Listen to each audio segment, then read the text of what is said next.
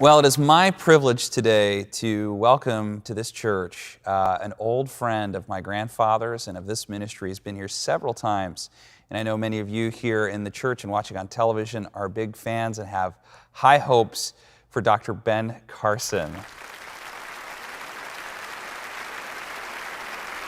Yeah, it's so nice to be with you, my third generation of Schulers. Yeah. Yeah, Ben, this is just such an amazing privilege for me to have you back with us. This is the first time we've met, but Yes. you and my grandfather were dear friends. Yes.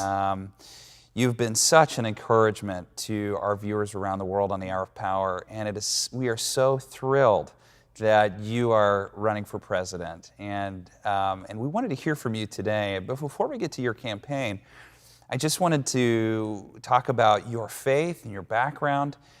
Maybe we can begin with the common ground you have with my grandfather, which is Horatio Alger. Yes. Which is a very prestigious award given to people who've... About 10 to 12 people a year. Yeah. Who come from very bad beginnings, but end up at the top of whatever their endeavor is. Yeah. And it's a very inspirational group of people. Many of the names the audience would know. You wouldn't have any idea that they came from such horrible backgrounds, but you know, I always say it's not where you start, it's where you finish that really makes the difference. And you know, God has put within each of us so much potential. And if you develop that the right way, the sky is the limit. I love that line. It's not where you start, it's where you finish. And you're living proof of that. And that's partly why you won Horatio Alger. Most people don't know, but Horatio Alger is an award given to people who basically started from very tough, poor times and had a lifetime of great achievement. You started in Detroit. Your mom was a single mom. Yes. She was illiterate. And yet it was important for her that you guys read and you learned and got an education. Well, you know, she believed in education. You know, she grew up in rural Tennessee, a couple dozen in her family. I mean, it was a huge family. She was shifted from home to home, never really felt at home any place, cobbled together as much education as she could. By the time she was 13, that was like a third grade education. Got married at age 13 and moved to Detroit. Years later, found out her husband was a bigamist. And, you know, if anybody had a right to feel like a victim, it was her. But she absolutely refused to be a victim, absolutely refused to feel sorry for herself, and wouldn't make excuses and wouldn't allow us to make excuses. And we thought she was a very mean person because, you know, because we were doing so poorly academically, after careful prayer, she came up with the idea of turning off the TV and making us read books and submitting to her written book reports. And we didn't know she couldn't read them. And, but what a difference it made because we were desperately poor. But whenever I opened up a book, I wasn't poor anymore. Yeah. I could go any place, I could be anybody, I could do anything. I began to know things that no one else knew. Even the really smart kids, they had no idea. And that just inspired me. My mother no longer had to make me read books. She would say, "Benjamin, put the book down and eat your food." I was always reading. And it really completely changed the trajectory of my life and made me into a doer rather than an excuse maker. What a great line, a doer rather than an excuse maker. Mm-hmm. A lot of people would say, man, the odds are against little Ben Carson. There's no way, you know, being in a black family with a single mom in Detroit, Michigan, who's poor, there's no way he was going to have the kind of accomplishments that he had. And you have had an incredible amount of accomplishments. If somebody had sat me down in front of a computer, said, I want you to type out the life and the career that you want to have, I could not have come up with a better scenario. Oh, what great. But my life was peppered with, you can't do this, you can't do that, no one's ever done that. If I had $1 million every time somebody told me that, I could probably finance my own campaign. Well, Well, you're a true possibility thinker, and it sounds like you got that from your mom, who taught you to, I think it was Joel Osteen, who said, don't be a victim, be a victor. Exactly. And that's exactly what you're doing, and it's so amazing. And we really want to encourage others to do that. We want our young people to grow up with a can-do attitude, Yeah. as opposed to the what can you do for me attitude, which is encouraged by so many. You know, I'm 33, and that seems like a growing thing for some in my generation, is this sort of deep sense of entitlement, victimhood, and that's something that kind of makes your blood boil a little, doesn't it? Well, primarily because I see so much potential and talent being wasted, Yeah. sitting around waiting for somebody else to do something for you. You know, we need that talent developed so that you can come up with a new energy source, or, you know, a cure for cancer, or a whole host of things. That's why God gave us these sophisticated brains, Yeah. not to sit around and complain. Yeah, and of course, education, that's your big thing, isn't it? You want to get kids reading, you want to get people reading. Absolutely. And we, part of the Carson Scholars Fund, which is active in all 50 states now, we recognize students who achieve at the highest academic levels, regardless of their background, and who also demonstrate that they care about other people. But we also put in reading rooms all over the country. We have multiple ones here in California. And we particularly target Title I schools, where a lot of kids come from homes with no books. They go to a school with no library. They don't learn to love reading. Many of them end up dropping out. 70 to 80% of high school dropouts are functionally illiterate. So we try to truncate that way downstream to change the trajectory of their lives. And these are the kinds of things that we need to be doing. You know, Jesus admonished us, you know, to care for the poor. It is our responsibility to take care of those around us. It's not the government's responsibility. It's our responsibility. Mm-hmm. And people respond much better when they have a relationship with the person who is extending the hand. Mm-hmm. You know, on Hour of Power, and both here in the church, we have lots of people on both sides of the aisle. We have Democrats and Republicans, and so we're looking at you as now a Republican candidate for president. Let's talk a little bit about that. You know, you're a man of faith, and you're running for president. You kind of made a splash with your speech, what it was in 2013 at the prayer breakfast. Is that right? And yeah, I was. When I was asked to do that, I was kind of surprised. I said, "Lord, what are you up to?" Because I had done it in 1997. And I wasn't aware that anybody ever did it twice.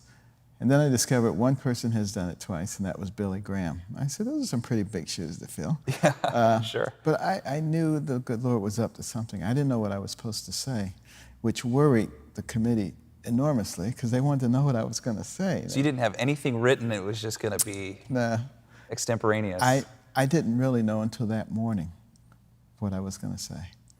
And then it was just so crystal clear. And obviously, it just resonated with millions of people. And it wasn't an attack on anybody. It was just a statement of what I saw as problems and what I saw as solutions, and how, as a nation, we were moving away from our foundation.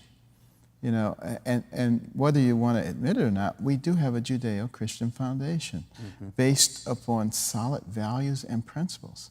And those are things that distinguished us in many cases from other people. And we don't need to try to be like anybody else. We're who we are.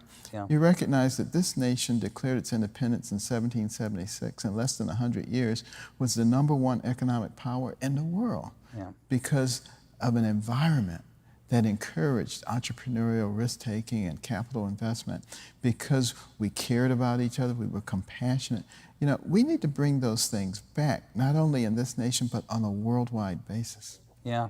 You know, one of the biggest questions that I have as a pastor now, you know, we, of course, always want to shepherd anybody from whatever party they're from, but the question we're interested in is, how is your Christian faith going to impact the way you lead? Because you are a strong Christian, right? Yes, absolutely.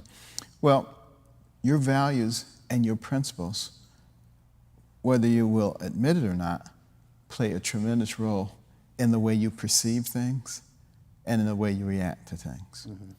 And there is no question that, you know, I love God, with all my heart. And I believe that you should treat your neighbor as you would want to be treated yourself. And those are the guiding principles in what you do. And it makes all the difference in the world in how you perceive people. You know, there are some people who say, well, you don't like these people, you don't like this group. There is no group that I dislike or hate, because Jesus died for everybody. Yeah. Not everybody accepts the sacrifice that he made, but he did. And we're admonished, to love our neighbors and even your enemies. So I just want to be the kind of person who treats everyone fairly, who gives everyone a fair opportunity, not picking winners and losers, not picking the parts of laws that you like and discounting the ones that you don't like, but working to try to create something, particularly in a pluralistic society, where everybody wins. Yeah. You know, you can't in a pluralistic society take the my way or the highway attitude and have peace. Yeah. Something my grandpa used to say is that I'd rather believe the best in someone and be wrong than believe the worst in someone and be right. Well, that's why your grandpa was a great man. Yeah. That's cool. And do you think that has been a guiding principle for you? Because it sounds like all you did was simply assume the best. You know, they just thought I was an orderly because maybe I'm young, and you certainly were young. Right. A doctor, 33, you became chief at Yes. Johns Hopkins. It's incredible. He's sitting across from a super genius. It's really great. Well, But, here's what's happened in my life. God has been such an important part, and he has guided my life. He has opened doors continually. A lot of times they weren't doors that I particularly planned on going through. Certainly this whole political arena was not anything that I had any intention of doing.